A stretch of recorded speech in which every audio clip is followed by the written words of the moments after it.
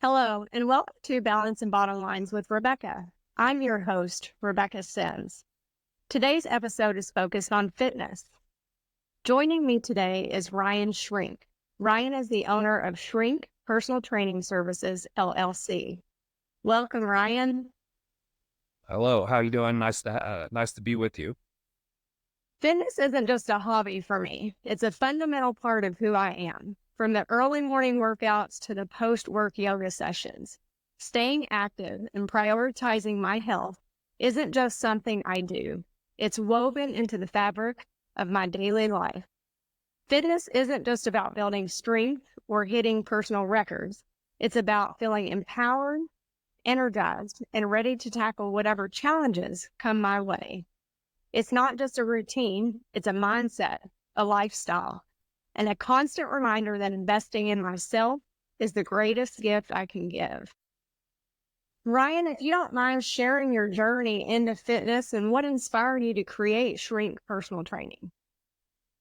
Okay, so if I played sports growing up, and in high school I played football and basketball, which obviously, there's a fitness aspect to playing sports. I didn't know that was going to be a career path, obviously, at that time.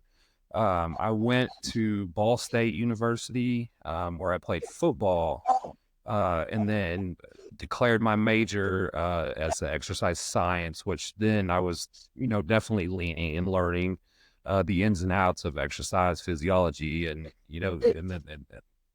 nutrition, etc. Then I graduated, came to University of Louisville for my master's degree in exercise physiology. Upon completion of that, I started my business, which has been now 22 years. I've been running the business.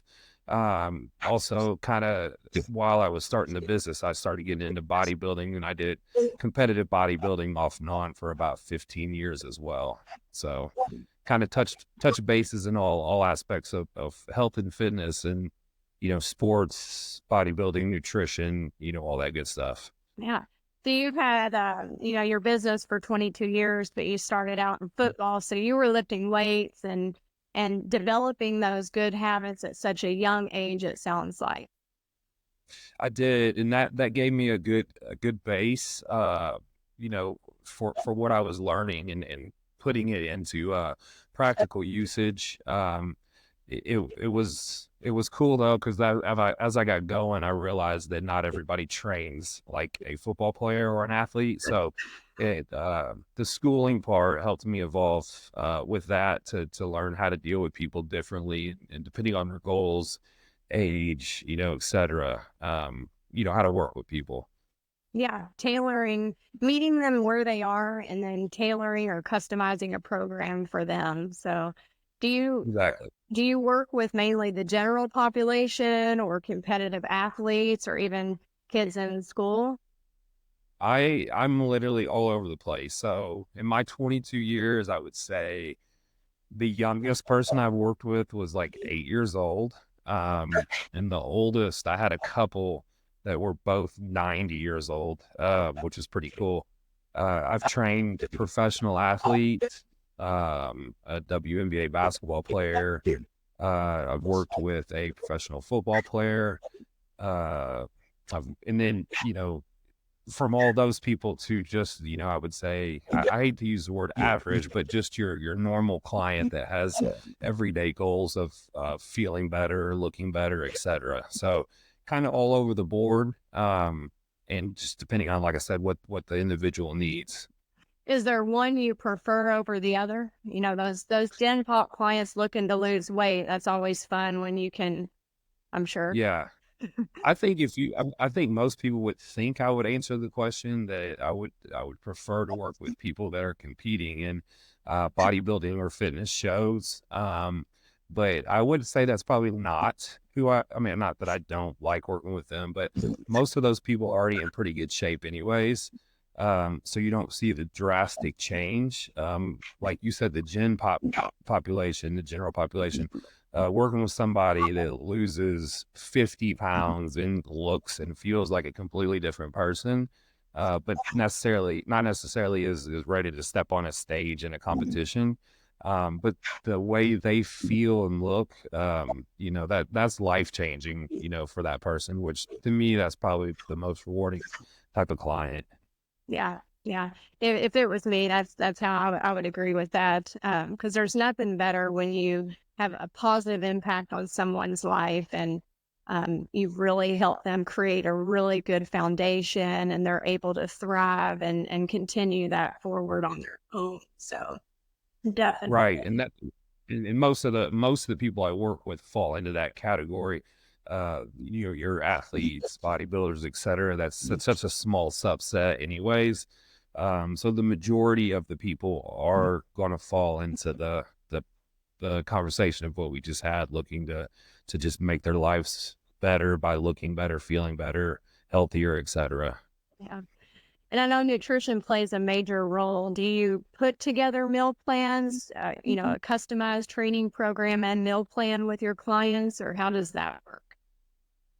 Yeah, I always do. Yeah. So no matter what the client is, I definitely provide them with a meal plan, structure, et cetera. Because I mean, again, like I have people all over the board. So it's probably hard for some people to believe, but I do have some people that want to gain weight. So, I have to put meal plans together for them to get bigger. And again, that's not the majority, but for most people, it is, losing weight, that sort of thing. And not everything works for everybody. Carb cycling is really good for a lot of people, but it's not for everybody. Intermittent fasting works for a lot of people, but it's not for everybody. So, um, I have lots of different routes I can go. A lot of times, sometimes it can become a trial and error type thing, and then see what works best for that individual, and then kind of fine tuning it as we go. Yeah, that makes sense. So when you're looking at someone's, everybody does it differently. There's the approach, if it fits in your quote macros. Do you Hmm. teach more, quality food versus if it fits in your macros? What's your motto when it comes to that? Or do you have one? It's I would say it floats. What I mean, like the typical, the most common macro is the 40-40-20, 40% carbs, 40% protein, 20% fat in terms of a breakdown. And then you can fluctuate off that percentage. Again, if you're doing like a low carb, the 40% carbs go way down, and then the protein and the fat will go up. And so you can play off those percentages. I do like using those, but that's not always some people really hate tracking that and, whatever. So with that being said, then we start talking about timing of the food. And then, like you said, the type of the food, and the quality of the food as well. So yeah, so it's kind of a little bit of both. Macros are very important, and fluctuating is very important. But some people get really, frustrated with that. So then we try to just almost take like a layman's approach to dieting. Yeah, that makes sense. I tend to be somewhat of a hard gainer. My son is definitely that way. And I Mm-hmm. would probably say my husband was for quite some time. And what I've noticed with myself, if I don't track, I will unintentionally undereat. Um, Yeah. it's not because I don't have an appetite, because I do. I mean, I am hungry, but it's just that I won't make sure I'm getting enough fats in throughout the day. I just won't pair my meals appropriately. And then by the end of the day, I'm like, X amount Oh. of macros off, I'm sure, so if I don't plan for that, I love using my Fitness Pal. I don't know if there's a tracking app that you use or you have your clients, use to work with you on, but I found it super Mhm. helpful. It allows me to continue on if it's every, 3 weeks, bump my calories up a little bit. Especially when I'm at a phase where I'm trying to maybe gain or put on with maybe minimal, um, you know, addition of fat, because that's Mhm. going to happen if you're in a surplus. But Right. it's really hard, truly, actually, to eat for me in a surplus. But I do find those little about every 3 weeks, adding a little bump of Mhm. up on my calories will help me continue to increase that without seeing a huge amount of fat gain. I don't know if that's something Yeah. that you've experienced, but that tracking piece is huge. Yeah, it is. I mean, it always works the best. You know what I mean? The more detailed and the more meticulous you are with tracking in terms of your macronutrients, your calories, etc., the easier it is to see where you need to add, subtract, whatever. So yes, I encourage it, and the more meticulous you are about it, usually the better success you have. Um, and people are usually off. Probably people that are trying to gain weight, they usually aren't eating as much as they think they are. And then people that are trying to lose weight, sometimes they're eating more than what they, should be eating, or the wrong foods, or whatever. So yes, to answer your question, in short, tracking is vital, and I highly encourage it for whatever your goal is. Yes. Yeah, those little nibbles off your kid's dinner plate at night, like those count. Hmm. You can't forget about those. Right. Yeah. Those are the ones we don't want to count on our app. Like, I didn't eat that. Mm-mm. Yeah. Yeah, no. Yeah, there's I was like, the way I grew up and the way I still am, I don't leave food on their plate. So I'm guilty of that. I'm always grabbing whatever's left over. So I'm like, I'm not letting you waste that couple bite right there. I'm eating that. Yes. Yes. But if you're working with Ryan and you're trying to lose weight, he probably wants you to pay attention to that and make sure that you're counting those nibbles off your kid's plate. So, Yeah. Yeah, I mean, if you're gonna be as detailed as you can, yes, you gotta count whatever you're doing. yes. And when you're working with a coach, and you do need to follow the plan because the coach has put a Mhm. plan in place and or implemented that plan to help you reach that goal that you're trying to reach. And if you're not putting Yeah. in the effort yourself, it's not going to work out for either party. You're going to be Right. frustrated with your client. The client's going to be frustrated because they're not budging if they're trying to drop weight, or maybe they're trying to add and they don't see the scale going up. So those metrics, especially the tracking of the food part, is super important. How is Yeah. there when you're creating a plan for your client, as far as a weight lifting plan, um, Mhm. how do you customize that without sharing all your secrets? But how do you go Mhm. about customizing your plans? So again, it would depend on the client. So like what the goal of the client would be. There's things that will come in as factors such as if there's any orthopedic issues, a lot of people have maybe a back injury, or they've had a knee replacement, rotator cuff surgery, whatever it is. I mean, that will factor in with the exercises and whatnot. And one of the things that I'm a huge believer in, and I would say, most of my clients would tell you, like, that's probably their favorite thing about working with me is variety. So you need to keep your body guessing. If you do the same thing over and over and over again, same stimulus that hits your body will tend to not adapt after a certain point. So you really want to continue to switch things up with exercises, reps, any volume, intensity, whatever it is. You want to switch it up so that your body is always in a guess mode. And then that will tend to make your body have to adapt more so to the strength training that you're putting it through. Is there for a program to work, is there a certain amount of time that you would recommend somebody stick to a plan before switching it up to shock the body? Like in terms of like weeks, months, and all that. Yeah, like Uh, if I'm on a current workout program, let's say I'm just throwing out, I'm working out 4 days a week.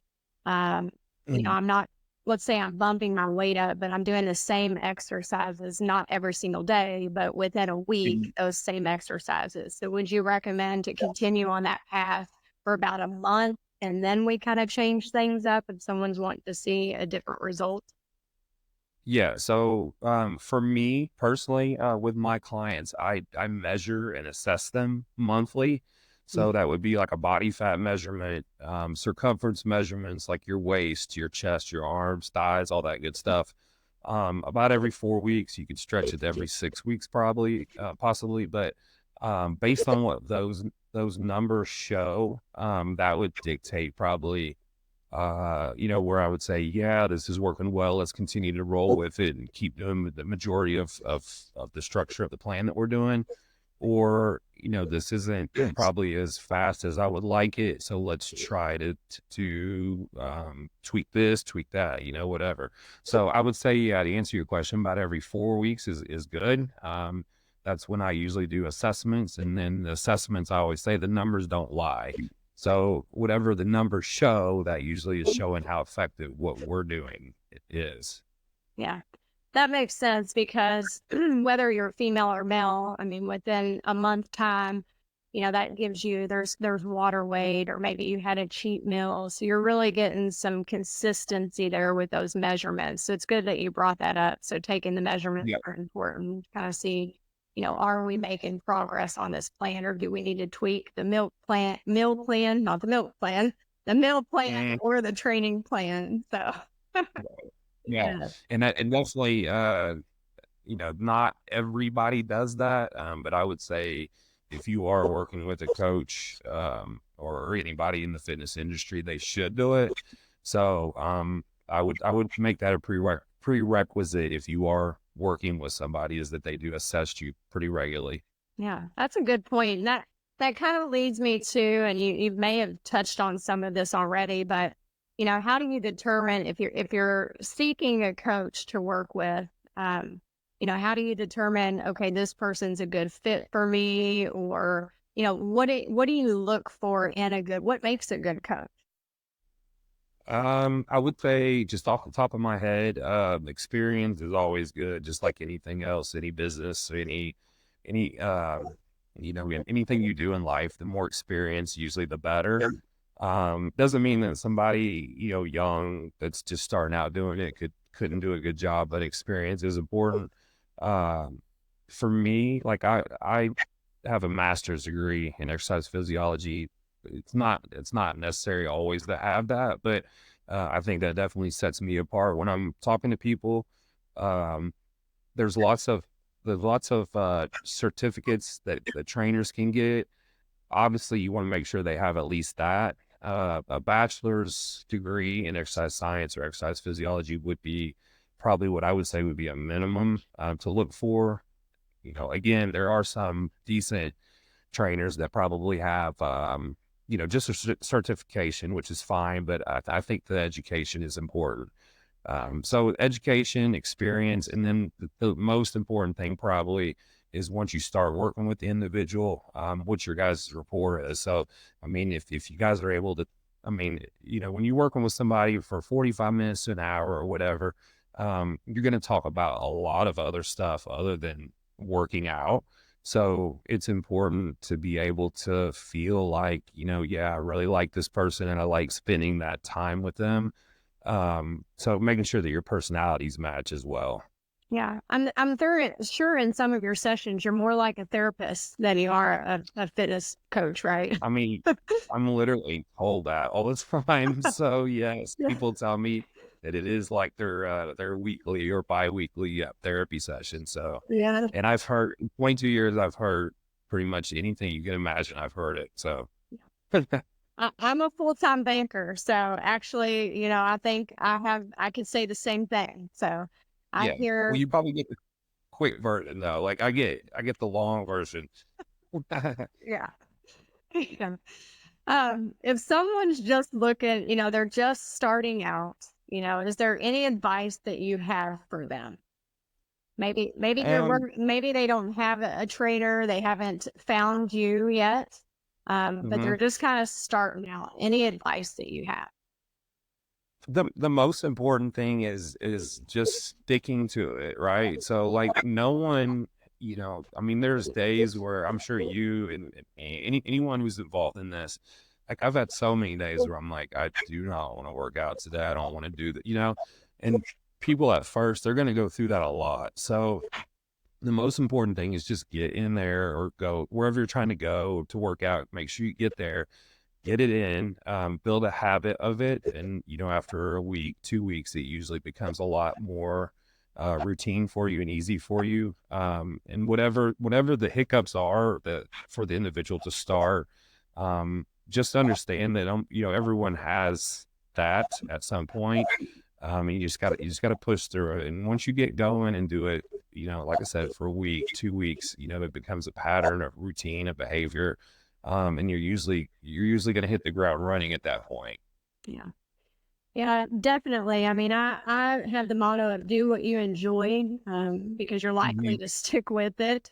And just, Right. yeah, work small activities into your day. If you work a desk job, take frequent breaks, get outside when it's warm and nice and sunny, take advantage of that vitamin D if possible. Right. Just get some movement in it. Just movement. Our bodies are meant to move. They're not meant to sit for hours upon Right. hours. So, things our world has kind of shifted. If you look back, when we were created, it was a lot. We hunted for our food. We were out and active every day, and just our lifestyle is so much different. So anytime we can get in movement, it's critical. And Yeah. it brings me to another thought too, because I have several female friends that you've heard the term like cardio bunny before. Hmm. Yeah. Yeah. Yeah. It wasn't until I used to be a runner many, many, many, many years ago. And, running's great for running off the weight. But if you really want to change the way your body looks, the weight Hmm. room is where, in my opinion, where it is. And I'm sure that you could probably agree with that, So for the women that are out there listening, how important is the weight training piece, especially as we age? It's vital. For women, so the number one a thing that afflicts a lot of women as they age is bone density, osteoporosis. The number one thing you can do is strength training. It's going to be better than any supplement you take, any vitamin D, any calcium supplement. Weight training is going to blow those out of the water. So first and foremost, there's that. A lot of women, more so than men, are that what I hear all the time is they're afraid if they lift weights that they're going to get too big.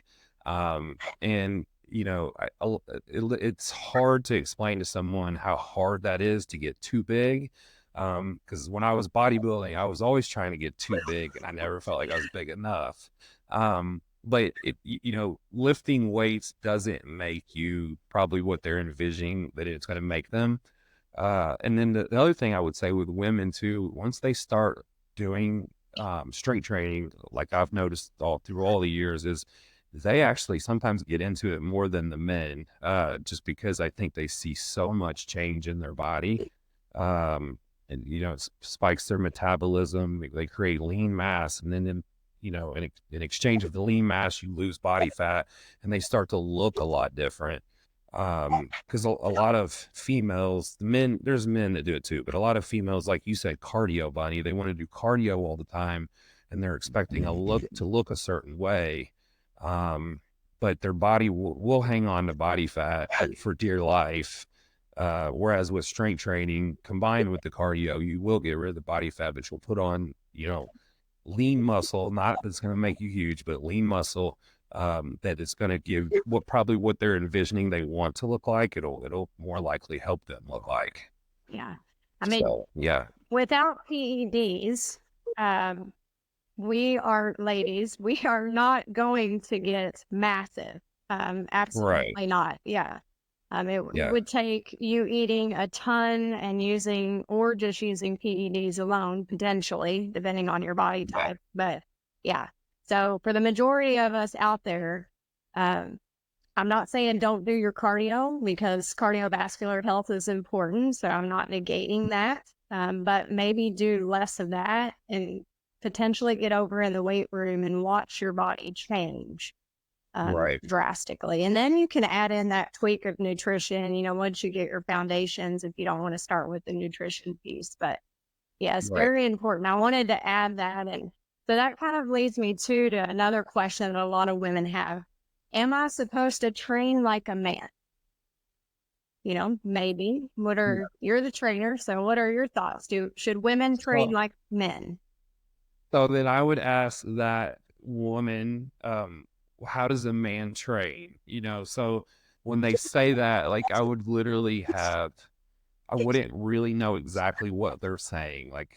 How does a man train? I would assume they're thinking of like a bodybuilder male or a powerlifter male, slinging like big weights around and, throwing bars and, stuff like that. And if that's what they're envisioning, the answer is no.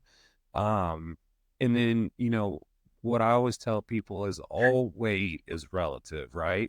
So if I gave you 100-pound dumbbells, you would be probably not be able to do them and say, this is way too heavy. There's no way I could do that, whatever.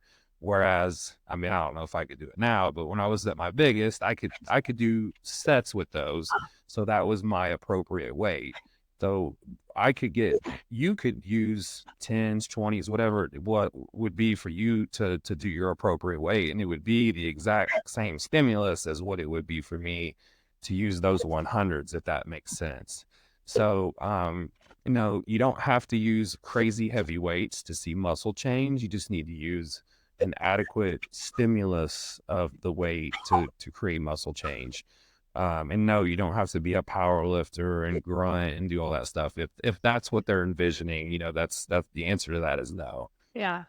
I mean, that kind of also makes me think. So, in essence, what you're saying is form matters. So, it's not Hmm. necessarily about 100% the weight. Granted, you do want to progress in weight from where you start, but the form matters. So, it sounds like, if I'm doing an exercise appropriately, that's why it would be good to work with someone like you, because you can help make sure that I'm using the correct form and I'm stimulating that muscle that we're wanting to grow, wanting to work. Right. Yeah.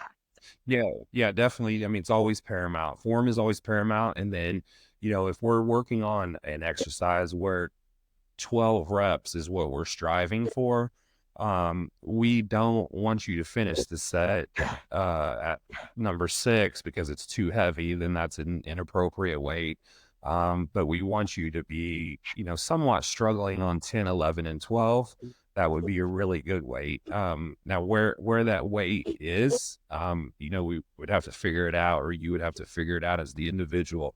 But like I said, that can vary, from person to person. And 5 pounds could do that for someone who's just starting out. Huge weights could do that for someone who's got a lot of experience and is really, really strong. So, yeah, technique, form is vital, and then hitting the correct intensity for the rep range of the exercise you're doing would be secondary. Yeah. And it's hard to, I've worked out over the last several years by myself, but it's hard to gauge. And I think you get in this routine of you're doing these same things, over and over and over. You're not really switching it up. All the things that you mentioned that you're doing with your clients. I think when you're working solo, as I mentioned, we tend to forget about those things. Hey, let's add a drop set here, or, maybe we need to switch up our exercises. We've been doing the same for the last 6 weeks.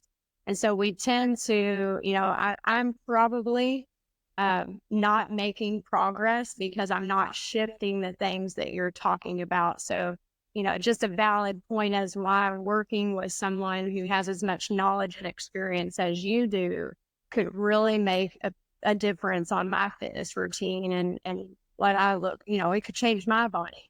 Um, Yeah, so I think it's, yeah. I was gonna say there's so many things that you can do too. I mean, there's holds, there's negatives, there's drop sets, there's supersets, there's like partial reps. There's so many things that if you're working with someone who has the knowledge, they can literally just have your body in a tailspin. Like, what in the world is this? And every time you come, you're like, I don't know what he or she's gonna do today to make me hurt for the next few days. So it's very beneficial to work with someone to give you that intensity boost. If you do have, like yourself, if you have experience, and you do feel like you're kind of in a rut of doing the same things and whatever, like sometimes that can jumpstart you to new goals and better goals as well. Yeah, I'm glad you brought up negatives because Mhm. several years ago, I would, I've always wanted to do a pull up. I can do push ups. I can do several, get down and do several push ups, but the pull ups are just a totally different animal. And so I Yeah, would do negatives on the assisted pull up machine. I would, pull myself up, but then I would slowly and I would focus on that negative. Um, right. and then I worked up to where I could do one or two on my own. That was when I was, more in my prime, I guess, and not Yeah, now. Women, you can still do them in your 40s. No, I'm not. yeah. I'm not saying that you can't, but right now I cannot. So I probably need to start working on my negatives again. Yeah, I mean, yeah, negatives are great, like for strength increases for sure. I use them a lot of times with my clients, like um, if they're doing, let's say, a leg extension, and they extend the machine up, and then I'll push against them as they push down or push up against my weight in addition to the weight that they have on the machine, and stuff like that. It really makes that exercise so much harder and but also more effective. Yeah, so that probably hits some of the fast twitch muscle fibers, so you're probably hitting some different fibers when you do things like that. Um, Yeah. or is that more, I guess the muscle fibers, that would be more of a calisthenic movement, maybe? Would that be the word? Oh, Like a well, sprinter? yeah, well, yeah, sprinters are fast twitch. Fast twitch kind of refers to um any type of strength training really is going to be in the fast twitch category. Sprinters would be more fast twitch. It's in terms of what muscle fibers they're using and they predominantly have. Slow twitch would be marathon runners. Um, in terms of your body, almost the two that are the most predominant slow twitch are your abdominal and core and your calves, which is a lot of people, complain about, their calves growing, especially guys. And a lot of that is because they are slow twitch. But with those two regions, your abdominals and your calves, being that they're slow twitch, you can actually hit them more frequently. Um, through the week. You can do them multiple times a week. Whereas the fast twitch fibers, you really want to give them an ample rest so they can recover bigger, faster, stronger, leaner, whatever, which is most of your body. So most strength training would fall under fast twitch exercises. Yeah, awesome. Well, we've covered a whole lot today, and I do want to kind of touch, you know, why would someone choose you? Is there a reason that someone would, I don't mean want to work with you, but what sets you apart from the others? The first thing I'll always go to, and I have literally for 22 years, is like I have a master's degree. So I think you would probably be hard pressed to find another person in my industry with a master's degree. Most people don't even have bachelors. They usually just have like some sort of certification that they've got. So the level of education that I have is pretty high for what I do. Yeah, like I said, 22 years experience is also something that I like to tout myself on. And also just you know, I feel like a lot of my clients uh would be able to tell you why me, as opposed to me telling you, why me. So because I put a lot into it. This is all I do. This is all I ever have done for 22 years. So when I get up in the morning, I get ready to see 8 to 10 people or groups of people, husbands, wives, and this is what I've been doing for 22 years. So this is not something that I just do as a side gig or whatever. I mean, this is literally like my job, my life. So, and I do take a lot of pride, and anyone that does this should take a lot of pride, in the results that you get with the individual, in terms of the way they look, the way they feel, the number changes and all that good stuff. So I would guess that would summarize the why me thing, you know? Yeah. Well, I can tell you're very passionate about it. And I think that experience, your knowledge, your expertise, your degree, all of that matters, and from our conversation today, I mean, you definitely know what you're talking about and what you're doing. And, as you said, you're invested, it's your career, Yeah. you're, invested in the community, you're invested in helping people, and all that matters. So, Yeah. It does. And I think I do. I think I also am very good at listening too. So like we talked about, the rapport that you have with the clients. I think a lot of my clients would tell you maybe, probably not the way I look. You would probably think that I would be a certain way, but I think a lot of people, once they work with me, we almost become friends, because I'm good at listening and good at talking and the personality, I feel like my personality, I can get along with pretty much anyone and be able to have a conversation with anyone as well. yeah. Well, being authentic and true to yourself is important. So, I think For sure. I think a lot of people really like that. And so that could be why some gravitate towards you, not just your knowledge and, the fact that you've kind of been in, I'll call it the game, you've competed, you have a ton of experience with helping all different sorts of people. But, the fact that you're authentic, you're who you are, it's kind of take me or leave me type thing. And, Sure. that goes a long way. So, Yeah, it does for sure. yeah. A fitness Mhm. trainer serves as more than just a guide through workouts. They're the architects of transformation, the motivators in moments of doubt, and the mentors who push us beyond our limits. With their expertise, personalized guidance, and unwavering support, they help us navigate the journey to our fitness goals with confidence and clarity. A fitness trainer isn't just important, they're indispensable, shaping not only our bodies, but also our minds, spirits, and empowering us to unlock our full potential and live our healthiest, happiest lives, which we didn't touch on the mind or the spirit, but I'm sure you do Hey, talk with your clients about that. That is super important when we're talking overall well-being. That plays a major role in their fitness. for sure. Yeah. So whether you're just starting out or you're a seasoned athlete, never underestimate the impact of a dedicated fitness trainer can have on your journey and your success. Those of you listening, we'd love to hear your thoughts and experience on this topic. Ryan, if you'd like to share with the audience how they can connect with you.